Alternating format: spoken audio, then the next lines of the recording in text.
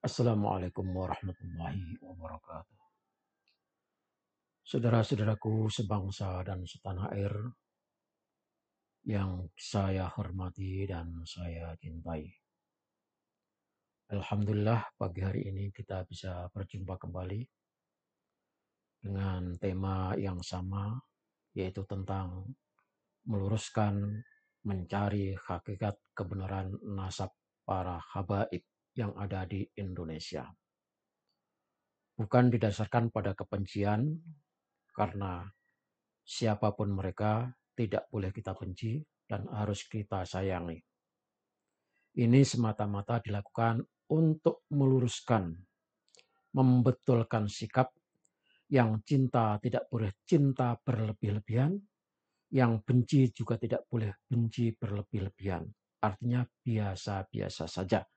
Kalau toh memang benar mereka itu adalah Habib, ya kita cinta sebagaimana kita cinta kepada umat manusia, ada lebihnya sedikit karena memang punya keturunan sampai kepada Rasulullah Shallallahu Alaihi Wasallam.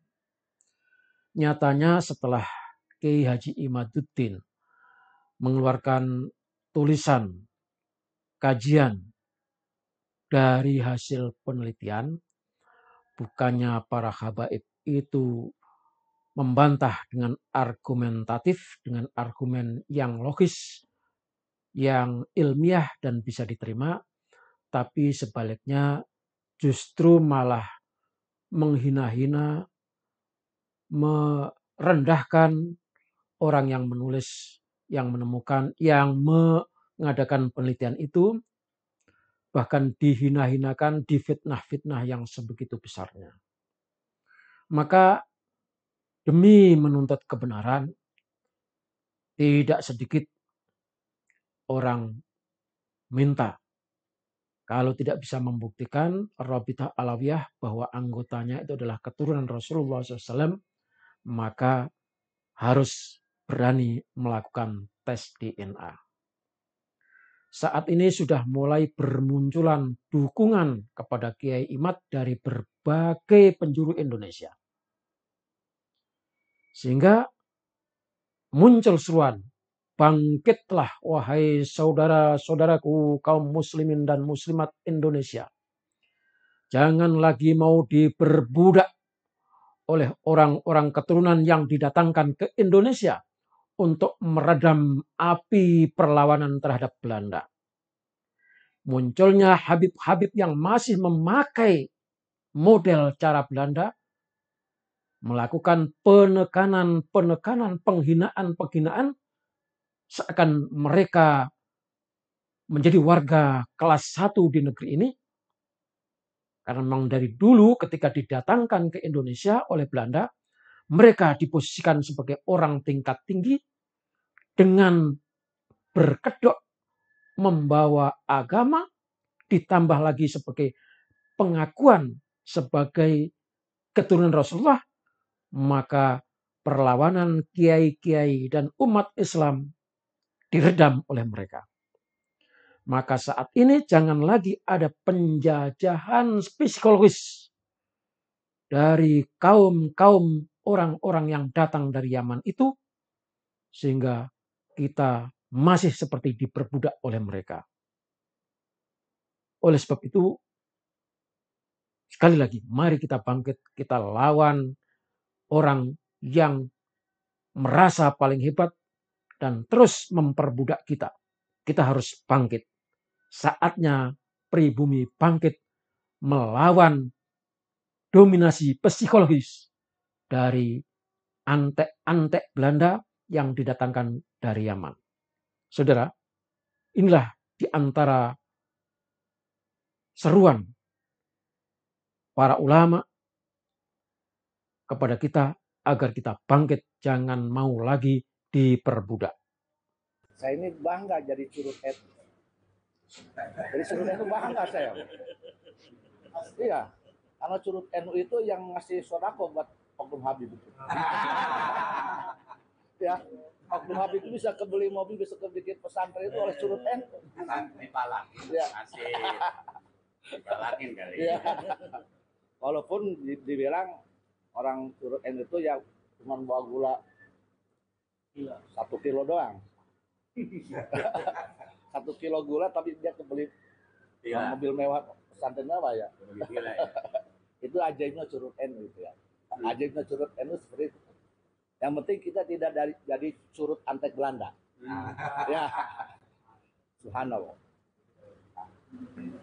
Dalam hal ini sebetulnya saya tadinya tidak sengaja melihat Haji Imam. Tidak sengaja, saya benci ke dia kok. Haji Imam datang ke pondok saya. Saya pasti nanya-nanya ini mana Haji Imam ya? Bulan sekali. Bawa istri saya.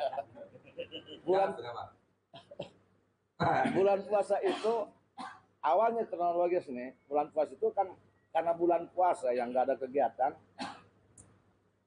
nonton TV nggak ada TV di rumah. Lihat keluarga pada tidur, santri pada tidur, walaupun hanya sedikit. Yang lihat di YouTube ada Haji Imad, nih kata sini musuh saya nih. Coba ngomong apa nih?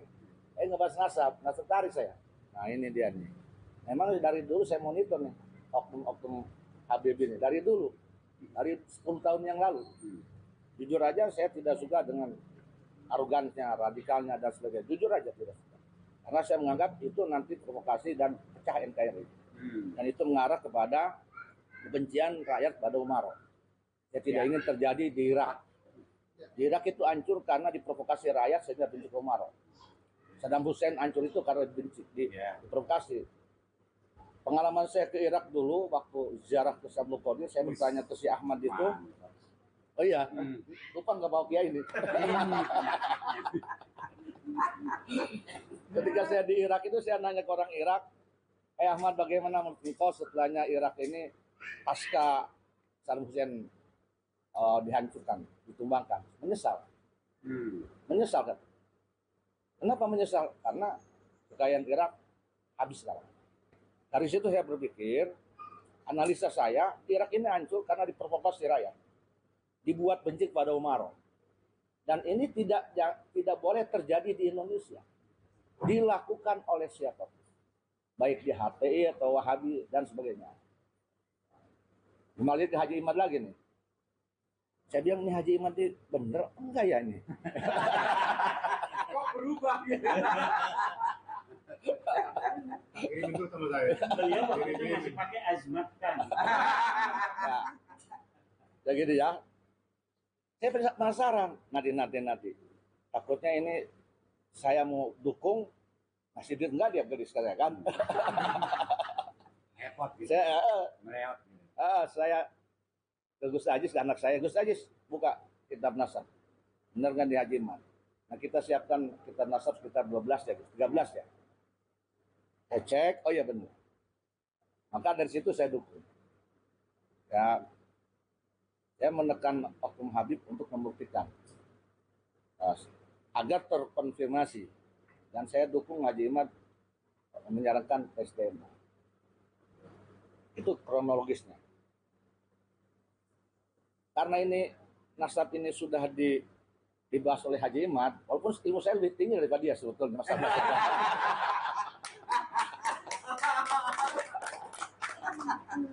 Saya nggak boleh merusak lahan orang kan. Maka saya calling down dulu. Dilihat di YouTube itu ada Bahar Semit. Nah ini dia. Ketika beliau menafikan Wali Songo, kenan nih. Nah, baru saya angkat bicara. Kenapa? Ya gimana juga Haji Maujud ini turun Wali Songo. Saya Astari Cakung ini ibunya Ratu loh. Yes. Ya kan? Saudara saya semuanya di Kesultanan Banten itu juga Duriah Wali Songo. Dan saya berpikir bagaimana dan jadinya nanti kalau dinafikan, ketika ini opini ini diterima oleh rakyat Indonesia, nasib keturunan Wali Songo yang sekarang yang ke depan, mereka akan tertekan secara psikologi. Ini harus dimerdekakan, ini harus dilawan. Raden Syarif, saya tidak menekan masalah nasabnya, zuriyahnya tidak. Tetapi ini akan membuat kanan psikologis nanti kepada saudara kita. Masalah nasab saya mah Ya mau keturunan Adam juga nggak apa-apa ya. Tapi PSDN juga boleh, takut saya ini keturunan babi cowok apa kita. Jadi ya, saya senang itu bukan masalah nasab bagi saya, untuk saya nggak peduli sama nasab Mesir. Yang penting saya kan udah ganteng juga sih. Ya, kalau udah ganteng, bininya udah 2, udah cukup lah. Walaupun masih kalah bagus sudah. Di bawah semua. Saya hanya melihat sisi lain. Pembicaraan Bahar ini berpengaruh kepada psikologi. Akhirnya saya kembangkan, jangan ada lagi di Indonesia penjajahan setelahnya Belanda. Jangan ada penjajahan psikologi, jangan ada lagi penjajahan dunia intelektual. Maka Haji Imad ini harus didukung. Dan jangan repotkan pemerintah nanti ketika itu opini publik mengatakan Duriat Wali Songo tidak ada. Ini pemerintah harus merubah nanti sejarah. Nggak ada buku sejarah tuh. Duriat Wali dihapuskan. Dihapuskan pemerintah, pendidikan ini nggak ada sejarah Sunan Wali Songo. Nggak ada nanti. Ini repotkan pemerintah. Termasuk KTP Nur Fadil yang bagusnya juga dirubah, jangan ada itu. Hilang semua itu ya. Jangan ada itu. Ya gitu. Wali Songonya sudah hilang. Iya, sudah hilangkan. Oleh karena itulah motivasi itulah yang membuat saya, walaupun saya penakut sebetulnya. Oh, penakut sekali. Oh, ini saya tahu resikonya akan diancam, akan dipersekusi, diserang di medsos dan sebagainya. Karena kenapa berani? Ya karena ada sedikit aja yang membuat saya berani itu sebetulnya dari kaum Ba'ali itu. Iri saya itu, Gusman. Jujur aja iri. Irinya enak aja dia tuh. Kalau dia nikahin perempuan lokal, pribumi boleh. Enak dia mah. Giliran kita nggak boleh. Iya kan? Enak banget ya. Ya. Jadi ngiri kita. Benar kayaknya. Nggak boleh kita bahkan. Nah itu ngiri. Humor ya. Oleh karena itulah faktor yang membuat saya ini berani menghadapi resiko. Faktor lain yang membuat saya berani, saya tidak bisa membayangkan ketika Duriah yang saya, siapapun di Wali Songo, para pejuang di Cirebon, bagaimana dia dipancung, diwasit dan sebagainya dibuang itu tidak dihargai. Tidak dihargai. Dan bukan hanya itu. Saya seringkali menerima laporan dari darat, beberapa oknum Habib memang sudah arogan. Terkadang mencepelekan wali-wali kita, ulama-ulama kita. Semenjak dulu sebetulnya. Bukan hanya di medsos, tapi memang di darat banyak yang laporan. Saya pikir ini tidak bisa dibiarkan. Ini harus di kantor, ini harus dilawan. Dan semuanya arah saya itu sebetulnya hanya untuk Pancasila. Hanya untuk NKRI, hanya untuk damai. Hanya itu. Saya tidak ingin di Indonesia ada lagi oknum dai yang anjing babi. Saya tidak ingin di Indonesia ada lagi oknum dai yang membuat provokasi agar rakyat membenci ulama yang dekat dengan Umar. Saya tidak ingin. Karena ketika ulama dengan Umar dipisahkan, maka satu kebodohan, kemunduran nanti. Indonesia tidak akan pernah kuat ketika ditinggalkan oleh ulama. Dan mereka ini membunuh. Paham ini sangat berbahaya. Tidak akan pernah berdiri Indonesia tanpa kekuatan ulama. Nah, oleh karena itu, maka apapun yang terjadi, saya mencoba untuk mengkanter, ya. Dan saya menganggap kejadian ini judulnya oknum Ba'al ini kualat ke Wali Songo ini. Kalau saya ini Wali Songo ini, kalau saya Wali Songo, saya yakin siapapun dia yang menghinakan Duriah Wali Songo, ini Wali Songo tidak akan pernah ridho, tidak akan pernah ridho. Dan saya yakin Wali Songo dengan berkah karomanya akan membela orang-orang yang membela keturunan Wali Songo. Amin ya Allah. Sejatinya perjuangan ini sejatinya ini menurut saya untuk Indonesia. Yes. Haji Imad untuk Indonesia, untuk NKRI. Gus Fuad untuk NKRI. Untuk Pak Jokowi sama Kim Ma'ruf kemarin Habib itu Prabowo. Saya yakin semua, saya lihat dari KBN Nusantara, saya monitor, saya pelajari dari yang lain, dari Gus Islah Pak Harawi, saya lihat semuanya. Oh ini semua untuk NKRI, untuk merah putih. Maka di situ saya bela semuanya.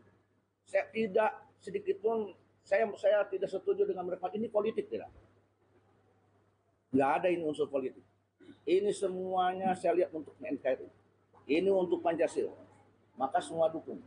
Gus Fuad saya dukung, Gus Baidowi semua dukung.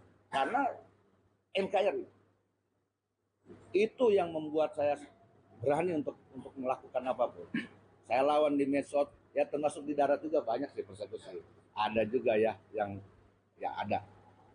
Oh tapi kalau saya memang tidak seperti Haji Imam. Ada yang persekusi di darat, dia mah cemen juga saya. Udah dilatih oleh Allah Ta'ala saya. Ketika ada yang mempersekusi di darat lewat WA, saya disuruh minta maaf ke si Bahar. Ada oknum FPI. Nanti suruh tim kaki. Bolanya sama. Iya. Iya. Suruh minta apa? Dia jual-jual tarekat ke saya. Suruh bagus konten. Katanya Kak Haji kan tokoh tarekat, harus legowo lah demi umat. Minta maaf lah ke Bahar. Oh saya telepon langsung. Saya tidak akan pernah minta maaf ke si Bahar. Kamu bilang ini untuk umat. Emang kau pikir ini Duriyah Wali Songo bukan umat? Duriyah Wali Songo ini umat Nabi Muhammad. Bahkan Duriyah Rasulullah Muhammad yang di dalam darahnya ada Sayyidina Hasan dan Husain. Ini untuk umat. Kenapa kamu bilang bukan untuk umat? Saya bilang. Ini kiai nanti banyak kiai ini ramai. Suruh datang kiainya ke sini. Enak saya bersatu dengan kiai mas. Saya ajak ngopi nanti. Jadi karena ada intinya Allah. Saya dukung semuanya dan jangan pernah mundur. Di darat, di medsos, apapun yang terjadi, bismillah bikin kudrat hadapi. Maju dalam kebenaran. Teruskan, Indonesia akan meridhoi kita. Amin. Tumpah darah negara kita tidak boleh ada penjajahan lagi. Bila perlu, itu gelar Habib diganti aja. Dengan mas, dengan ceng, dengan apa aja. Ya kan? Supaya Nusantara gitu. Kalau memang dia ingin diaku pribumi itu saudara kita, udahlah. Jangan dijadikan jargon. Dan jangan lagi ada yang jual-jual Duriyah Nabi Muhammad hanya untuk mempersekusi orang. Jangan kotori Nabi Muhammad untuk nafsu mereka. Jangan kotori agama Islam hanya untuk nafsu mereka. Agama Islam itu mulia. Nabi Muhammad mulia. Kalau itu dijadikan dagangan, maka kita diam pun, ya menurut saya itu sama aja kita membiarkan Nabi Muhammad dilecehkan. Itu diantara. Mungkin ini mudah-mudahan bisa bermanfaat. Saya tidak bisa panjang lebarnya. Ngeri ada Gus Fuad saya. Demikian wallahu muwaffiq illa aqwamit thoriq billahi taufiq wal hidayah. Wassalamualaikum warahmatullahi wabarakatuh.